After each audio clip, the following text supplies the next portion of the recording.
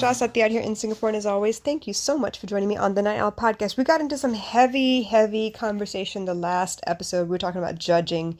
Whether we want to admit it or not, we do judge a lot. We pass judgment silently a lot of times as we scroll through social media, as we watch TV shows. If you've ever found yourself yelling at the TV for why in the hell that person decided to do that something, that's a judgment, you guys. So instead of following the story along and getting swept away with the story, we try to put ourselves in that position and see if we would make the same decisions or not, and we have a judgment. But have we ever sat back to think about what it means when that judgment comes out of our mouth? So we talk a lot about, the freedom of speech and how we're allowed to say what we want to say. There's nothing that can really stop us. But guess what? As much as I have the right to say what I feel like saying, you have the right to say what you feel like saying too, and it could be in response to what I said in the first place. So I can't really knock you either, right? But our first line of defense when somebody has a bad comment or a criticism or some kind of judgment that they pass is, oh, no, you can't judge me for that. I have the right to speak. Yes, but so do they. So let's talk about what it means to judge, yeah? When I pass judgment, as in like it comes out of my thought pattern and into my mouth and it comes out as words, I immediately have people around me who will either judge me for what I'm saying, and that could be that they agree with me or they could disagree with me. So if I were to say something along the lines of, oh my God, I can't believe he's racist, some people may say, oh, you recognize racism? Is that because you're racist too? Or some people will say, oh my gosh, you know what? Yeah, I never thought of it that way. Yes, he's racist. So for me to pass judgment, right, can also mean that I may be intolerant of those things. When I decide something is bad, it may just mean that I'm not ready in my mind, in my maturity level, to accept that those things also exist. I know that there's evil in the world. I'm not ready to call all of it evil though, because I don't know where it comes from. I can't say that it's nature or nurture. I can't say that, it's because of the way they grew up. I don't know.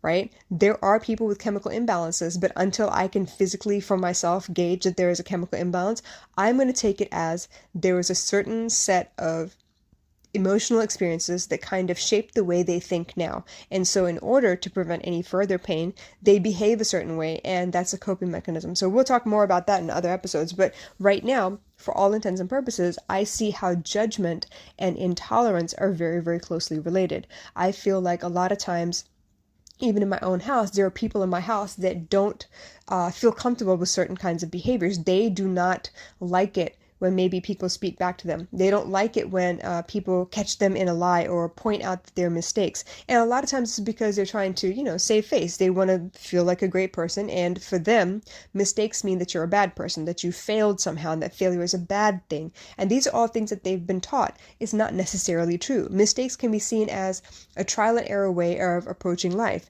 If you were to have an experiment, for example, right? If something changed in the experiment and you're trying to get a controlled outcome, you'd have to trial and error your way through to find how to reproduce that controlled outcome that you're looking for. So trial and error in that regard is not a bad thing. It's just a matter of putting yourself out there, trying to adjust little pieces of this so you can get the perfect pitch, the perfect color, the perfect picture quality. It could be any of those things, but they're not bad because you just found many ways how not to do it, and using those many ways of how not to do it, you've kind of narrowed down what works and what doesn't work. So for those people who have a tough time with the word mistakes, with the word failure, with the word good and bad, they tend to attribute it to their own character. If someone says you made a mistake, they suddenly feel like, oh, what are you trying to say? I'm not a bad person.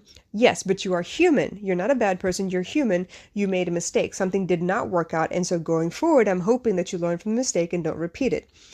But people are very defensive. They don't like to be judged. They don't like to be, in a position where people are pointing out any of their shortcomings or things that they're already very concerned and self-aware about, because then it feels like you're pointing your finger and that you're trying to draw attention to something that they're not comfortable with.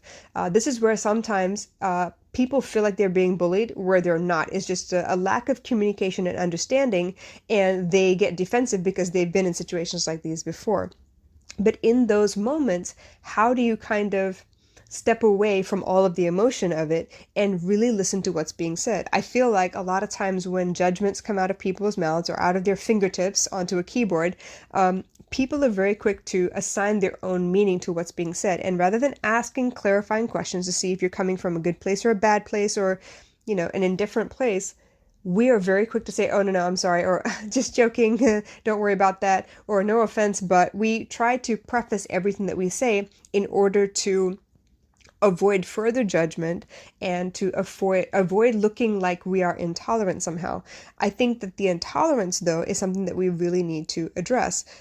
For someone not to be ready to see, let's say, homosexual couples kissing or making out or having sex on screen, that just means that they're still grappling with their idea of the world around them. It's not to say that they hate all these people and these people are bad, but they're not comfortable with it yet. Maybe they were raised in the church and maybe they were so ingrained in that culture that this seems like a sin because for so long it's been a sin in their world, knowing full well that they might have homosexual friends or acquaintances or even family members, but to see it on screen is different than to interact with those people one-on-one where you don't see the behavior that is offensive to that person. So the judgment of this is wrong, that shouldn't be on TV, why are they putting all of this out there, how dare you show all this, comes from a place where they don't understand and they're not ready to understand because they've been raised one way so long that now this is a stark difference to everything that they thought they knew about the world. So in that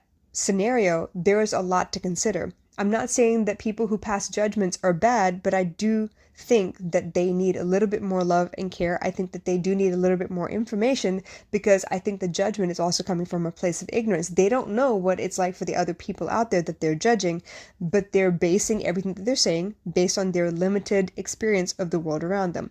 So when you pass judgment and then when you have this non-inclusive view of the world, it becomes very black and white. You feel like this is okay, this is not okay, and I'm not going to stand for it. Yes, you are well within your right to say that you don't stand for it, but also remember that once it comes out of your mouth, once you tell it to the world, people are going to have a problem with that as well. People are going to want to exercise their right to freedom of speech and let you know that they're not comfortable with that either. And this is where that back and forth starts to come up, and then we start to point fingers at the character of the person rather than the topic on hand, and then we don't get any progress at all. It's almost off on a tangent on something we can't control, because if I'm attacking your character, right, I'm not talking about the subject at hand. And it happens in fights within relationships as well. Maybe the way you dress is not something I'm comfortable with, right? Maybe you are a little too comfortable with the girls around you, and I come from a place where that always means that you're about to go off and cheat on me, and so I'm intolerant of that. I don't want you to behave that way.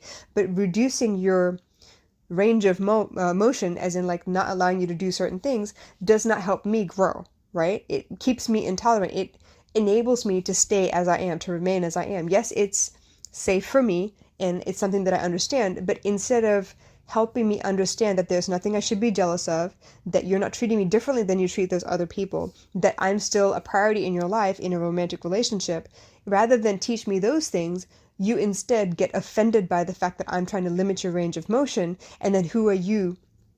You would tell me, who are you to tell me that I can and can't do something? Suddenly I'm oppressing you. So suddenly I'm trying to control you. Whereas what I'm actually trying to do is control my feelings. And this is the easiest way for me to control my feelings. Instead of dealing with why it is that I feel jealous in the first place, I'd rather deal with why you feel the need to exhibit these behaviors that exacerbate this feeling on the inside. This is where the triggers are a really big thing for me in my counseling practice, because I want you to get over your triggers.